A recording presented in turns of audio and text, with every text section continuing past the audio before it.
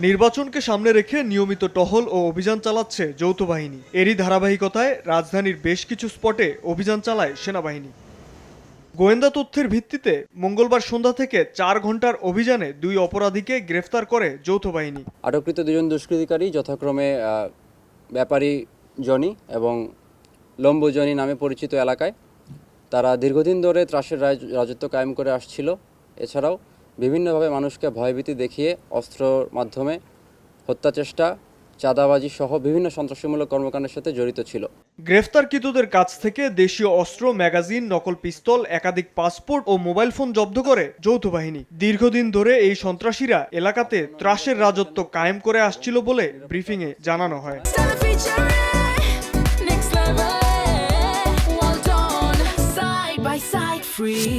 আটককৃত দুইজন সন্ত্রাসী বিভিন্ন সময় এলাকায় ত্রাসের রাজত্ব কায়েমের মাধ্যমে মানুষের মধ্যে ভীত সন্ত্রস্ত অবস্থা তৈরি করেছিল এবং উভয়ের নামে একাধিক মামলা রয়েছে, হত্যা চেষ্টা সহ নানান মামলা রয়েছে। তাদেরকে আটকের মধ্য দিয়ে এলাকাবাসী অত্যন্ত স্বস্তি প্রকাশ করেছে। নির্বাচনকে সামনে রেখে যৌথ বাহিনীর অভিযান চলমান থাকবে বলেও জানান সেনা কর্মকর্তা। শাবাব ওয়াসি, সময় সংবাদ, ঢাকা।